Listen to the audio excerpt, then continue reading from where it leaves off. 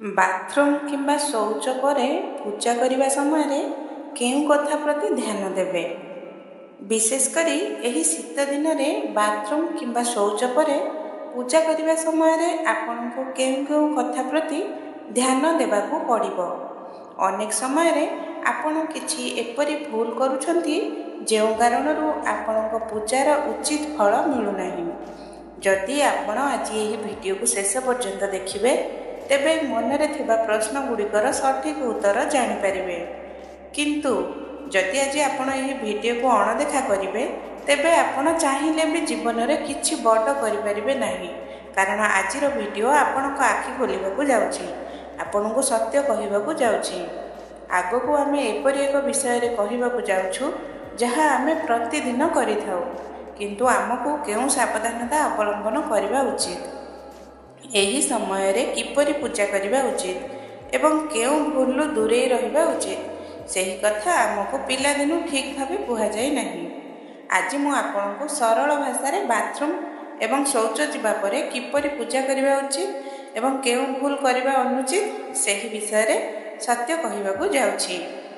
केउं भूल गुड़िक आपणक जीवन में बाधा, मानसिक चाप एवं घरे नकारात्मकता बढ़ाउछि से विषय रे जानिबा निहाती जरूरी। एही भूल करंतु नाही। आमे कौन करू? शौच को जाऊ एवं बाहरिबा परे हाथ मुह धोई केतेबेले केमिति मंदिर को चली जाऊ किंबा धूप दीप देवा आरंभ करदेऊ। आमे भाबू जे यह एक प्राकृतिक प्रक्रिया, एथिरे कौन बा होई जिवो, किंतु वास्तव में आम शरीर शक्ति, आमर मन, आमर ध्यान एवं आमर परिवेश यही सब जिनिस एकाठी होई पूजार प्रभाव स्थिर करिथाए। तेणु पूजा केउं प्रकार रे केबे एवं किपरि करिबा उचित ताहा जानबा अत्यंत आवश्यक। नचेत आपण प्रतिदिन यही भूल करुथिबे एवं केबे भी पूजार फल पाइबे नाही। आपण चाहे जेते घंटा मंत्र पढ़ंतु, किंतु जदि आपणक मन विचलित अछि, ध्यान नहीं, शरीर अस्वच्छ अछि किंबा पूजा स्थान सफा नहीं, तेबे पूजार प्रभाव सेहीपरि पड़िबो नाही। शरीर शक्ति को बुझंतु। शौच पई जिबा समय रे आपणक शरीर रे शक्ति टिके भारी होई जाए। सही समय रे मन शांत न थाए, निश्वासर प्रवाह शांत न थाए। अनेक समय रे आमे पूजा को केवल एक नीतिदिनिया काम भाव में करूँ, यह पवित्र प्रक्रिया भाव ग्रहण करूना। यही जिनिस को आमे निजे बुझा पड़ो, नचेत आम जीवन उपरे पूजा पाठर कौन सी सकारात्मक प्रभाव पड़ो नहीं। प्रथम पदक्षेप, किछि समय अपेक्षा करंतु। शौचालय बाहरिबा परे प्रथम काम कौन करबा? गुरुजी आपन को बहुत ध्यान दे कहते, यही कथा को शुणु। कम रे 1 किंबा 2 मिनिट पई निजको शांत रखंतु। सीधा मंदिर को जातु नहीं किंबा पूजा आरंभ करंतु नहीं। शांत मन रे निजको प्रथमे गोटे स्थान रे स्थिर होबाकू दियंतु। विचार गुड़ी को शुद्ध होबाकू दियंतु। शरीर को निजर भाइब्रेशन साधारण करने को समय लगे। शौचालयर परिवेश आम मन को प्रभावित करिथाए। तेणु निजको किछि समय दियंतु। एही समय रे गभीर निश्वास नियंतु एवं कोठरीर ताजा पवन रे किछि समय छिड़ा हुअन्तु। द्वितीय पदक्षेप, सठिक सफा सुतरा करंतु। केवल हाथ धोइबा पूजा पई यथेष्ट नुहे। हाथ, मुह एवं गोड़ यही 3टी जिनिस को भल भाव में धोइबा जरूरी। आमर शास्त्र मध्य यह कहिथाए। कोशिश करंतु जे पानी टिकिए उषुम हेउ, जहाँ फल शरीर शक्ति शीघ्र सक्रिय हो।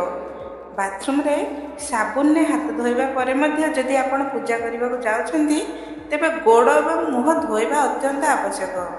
एपरि करबा द्वारा आपणक मन मध्य शांत हेबो एवं मस्तिष्क रे पूजार स्थिर प्रभाव व्यापिबो। नचेत सही नकारात्मकता आपणक ऊपर भारी रहिबो एवं पूजार कौनसी भी फल मिलिबो नाही। तृतीय पदक्षेप, मनर पवित्रता एवं मोबाइल ठारू दूरता।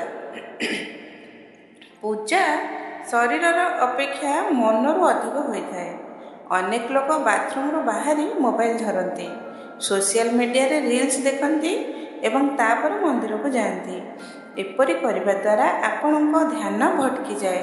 ଶାସ୍ତ୍ର କୁହେ, ଯେତେବେଳେ ଆମେ ମନ୍ଦିରକୁ ଯାଉ ସେତେବେଳେ ଘରଠାରୁ ମନ୍ଦିର ପର୍ଯ୍ୟନ୍ତ ନାମ ଜପ କରି କରି ଯିବା ଉଚିତ।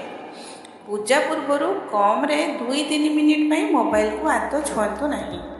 ଆପଣଙ୍କ ମନକୁ ଶାନ୍ତ ରଖନ୍ତୁ ଏବଂ ଚେଷ୍ଟା କରନ୍ତୁ ଯେ କୌଣସି ନକାରାତ୍ମକ ବିଚାର ମନକୁ ନ ଆସୁ।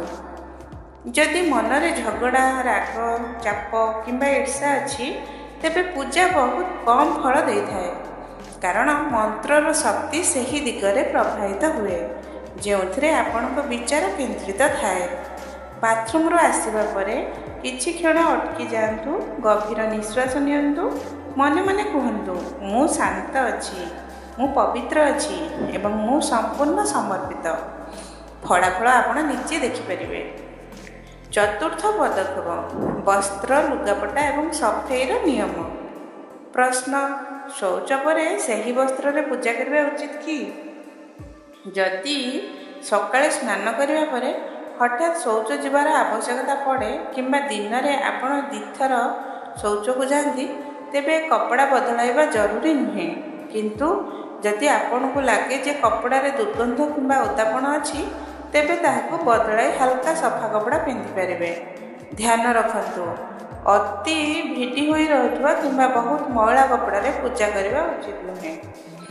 ଏହାର କାରଣ କେବଳ ଧାର୍ମିକ ନୁହେଁ ବରଂ ବୈଜ୍ଞାନିକ ମଧ୍ୟ ଅଟେ। ଶରୀର ଆରାମରେ ଥିଲେ ଏବଂ ଶ୍ୱାସ ସନ୍ତୁଳିତ ଥିଲେ ଧ୍ୟାନ ଗଭୀର ହୁଏ। ପଞ୍ଚମ ପଦକ୍ଷେପ, ପୂଜା ସ୍ଥାନର ସଫାସୁତୁରା। ପୂଜା କରିବା ସମୟରେ ଆପଣଙ୍କ ପୂଜା ସ୍ଥାନ ସଫାସୁତୁରା ହେବା ଆବଶ୍ୟକ। ଅନେକ ସମୟରେ ଘର ସଫା ଥାଏ, କିନ୍ତୁ ମନ୍ଦିରର ଚୌକିରେ ଧୂଳି ଜମି ଯାଇଥାଏ, ପ୍ରତିମା ପାଖରେ ତେଲ ଦାଗ ଲାଗିଥାଏ କିମ୍ବା ଅଗରବତୀର ପାଉଁଶ ଇତସ୍ତତ ପଡ଼ିଥାଏ।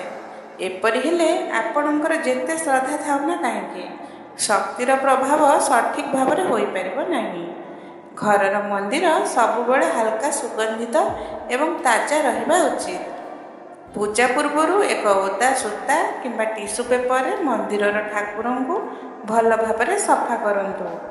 ତେଲର ଦାଗ ହଟାନ୍ତୁ ଏବଂ ଗୋଲାପ ଜଳରେ ସ୍ପ୍ରେ କରନ୍ତୁ। ଯେଉଁ ଘରର ମନ୍ଦିରରେ ମଇଳା ଥାଏ, ସେଠାରେ ଦେବତା କିମ୍ବା ଶୁଭଶକ୍ତି ବାସ କରନ୍ତି ନାହିଁ। ଷଷ୍ଠ ପଦକ୍ଷେପ, ତରବରିଆ, ଭୋକିଲା କିମ୍ବା ରାଗରେ ପୂଜା କରନ୍ତୁ ନାହିଁ। ଏହା ହେଉଛି ସବୁଠାରୁ ବଡ଼ ଭୁଲ, ଯାହା ଆପଣଙ୍କ ଜୀବନର ସବୁଠାରୁ ବଡ଼ ସମସ୍ୟା। ଭଗବାନ ଆମର ମାତା ପିତା, ସେ କେବେ ବି ଚାହାନ୍ତି ନାହିଁ ଯେ ଆମେ ଭୋକିଲା ରହୁ। ତେଣୁ ପ୍ରଥମେ ଆପଣଙ୍କର ଦୈନିକ ଦିନଚର୍ଯ୍ୟା ପୂର୍ଣ୍ଣ ହେବା ଉଚିତ। ଭୋକିଲା କିମ୍ବା ରାଗରେ ପୂଜା କରନ୍ତୁ ନାହିଁ। ଭୋକିଲା ଥିଲେ ମଣିଷକୁ ଅଧିକ ରାଗ ଆସେ। ତରବରିଆରେ ପୂଜା କରିବା ମଧ୍ୟ ଅନେକ ସମସ୍ୟା ସୃଷ୍ଟି କରେ। ଅନେକ ଲୋକ ଅଫିସ ଯିବାକୁ ତରବର ହୁଅନ୍ତି, ତେଣୁ 2 ସେକେଣ୍ଡରେ ଢୋକ ଦେଇ ଚାଲିଯାଆନ୍ତି। ଏପରି କରିବା ଦ୍ୱାରା ଦୁଃଖ ଦୁର୍ଦ୍ଦଶା ଆସିପାରେ।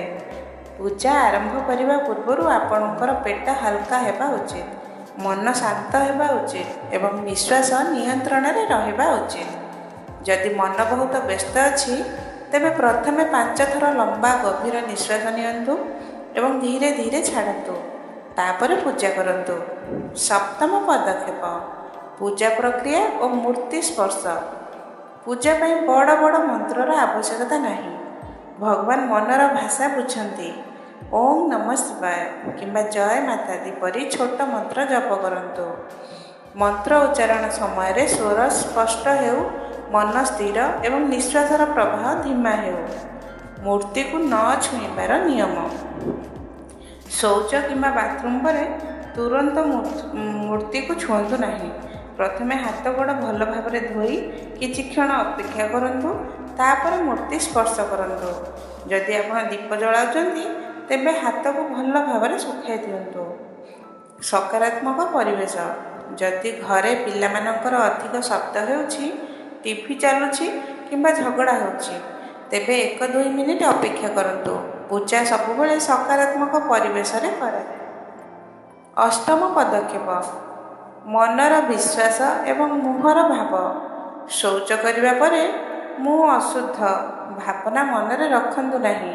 ଏହି ଭ୍ରମ ପୂଜାର ରାସ୍ତାକୁ ଅଟକାଇଥାଏ। କେବଳ ସଫାସୁତୁରା କରନ୍ତୁ ଏବଂ ମନକୁ ଶାନ୍ତ କରନ୍ତୁ। ଏତିକି ଯଥେଷ୍ଟ। ଭଗବାନ ଆମ ଶରୀର ଅପେକ୍ଷା ଆମର ନିୟତ ନୀତି ଦେଖନ୍ତି। ମୁହଁର ଭାବ। ଚିନ୍ତାଗ୍ରସ୍ତ ମୁହଁ ପୂଜାର ଶକ୍ତିକୁ ରୋକିଦିଏ। ଆପଣଙ୍କୁ ଯେତେ ବଡ଼ ସମସ୍ୟା ଥାଉ ନା କାହିଁକି ଭଗବାନଙ୍କ ସାମ୍ନାରେ ସମ୍ପୂର୍ଣ୍ଣ ସମର୍ପଣ ଭାବ ରଖନ୍ତୁ। ଆମେ କହିବା, ହେ ପ୍ରଭୁ, ମୁଁ ଆପଣଙ୍କ ସାମ୍ନାରେ ଅଛି। ମୋ ମନ ଆପଣଙ୍କୁ ସମର୍ପିତ। ଆପଣ ମୋର ସବୁ ସମସ୍ୟା ସମାଧାନ କରନ୍ତୁ। ପୂଜା ପରେ କ'ଣ କରିବା? ପୂଜା ଶେଷ ହେବା ପରେ ଲୋକେ ତୁରନ୍ତ ମୋବାଇଲ ଉଠାଇ ଫଟୋ ଉଠାନ୍ତି କିମ୍ବା ଷ୍ଟାଟସ୍ ପକାନ୍ତି। ଏହା ପୂଜାକୁ ମନୋରଞ୍ଜନ କରିଦେଇଛି। ପୂଜା ଶେଷ ହେବା ପରେ କମ୍ ସେ କମ୍ 5 ମିନିଟ୍ ପର୍ଯ୍ୟନ୍ତ ଶାନ୍ତିରେ ବସନ୍ତୁ ଏବଂ ଭଗବାନଙ୍କ ନାମ ଜପ କରନ୍ତୁ। ଶେଷ ଏବଂ ଶକ୍ତିଶାଳୀ ରହସ୍ୟ କଥା। ଯଦି ଆପଣଙ୍କ ବିଚାର ଶୁଦ୍ଧ ଅଛି, ମନ ଶାନ୍ତ ଅଛି ଏବଂ ନିୟତ ସଫା ଅଛି, ତେବେ ଶୌଚ, ବାଥରୁମ୍, ସମୟ କିମ୍ବା କପଡ଼ା କୌଣସି ଜିନିଷ ପୂଜାର ପ୍ରଭାବକୁ କମ୍ କରିପାରିବ ନାହିଁ। କିନ୍ତୁ ଯଦି ବିଚାର ନକାରାତ୍ମକ ଅଛି, ମନ ଅଶାନ୍ତ ଅଛି, ତେବେ ଆପଣ ଯେତେ ନିୟମ ପାଳନ କଲେ ମଧ୍ୟ ପୂଜା ଅଧୁରା ରହିବ। ତେଣୁ ବାଥରୁମ୍ ଏବଂ ଶୌଚ ପରେ ପୂଜା କରିବା ସମୟରେ ସବୁଠାରୁ ଗୁରୁତ୍ୱପୂର୍ଣ୍ଣ କଥା ହେଉଛି ଆପଣଙ୍କ ମନ ବଦଳାନ୍ତୁ। ବାକି ସବୁ ଆପେ ଆପେ ବଦଳିଯିବ। ପ୍ରଥମେ ନିଜକୁ ଶାନ୍ତ ରଖନ୍ତୁ, ସଫାସୁତୁରା ରଖନ୍ତୁ, ଶକ୍ତିକୁ ସନ୍ତୁଳିତ ରଖନ୍ତୁ। ତାପରେ ଭଗବାନଙ୍କୁ ସତ ମନରେ ପ୍ରାର୍ଥନା କରନ୍ତୁ। ବିଶ୍ୱାସ କରନ୍ତୁ, ଏହି ଛୋଟ ଛୋଟ ପରିବର୍ତ୍ତନ ଗୁଡ଼ିକ ଆପଣଙ୍କ ଜୀବନରେ ଚମତ୍କାର ସୁଧାର ଆଣିଦେବ। ଶେଷରେ, ଯଦି ଆପଣଙ୍କୁ ଆଜିର ଏହି ବିଶେଷ ଭିଡ଼ିଓ ପସନ୍ଦ ଆସିଲା, ତେବେ ଲାଇକ୍ କରିବାକୁ ଆଦୌ ଭୁଲନ୍ତୁ ନାହିଁ ଏବଂ ଯଦି ସବସ୍କ୍ରାଇବ୍ କରିନାହାନ୍ତି, ତେବେ ବେଲ୍ ଆଇକନ୍ ପ୍ରେସ୍ କରି ଏହି ଚ୍ୟାନେଲକୁ ଏବେ ହିଁ ସବସ୍କ୍ରାଇବ୍ କରନ୍ତୁ। ବହୁତ ବହୁତ ଧନ୍ୟବାଦ।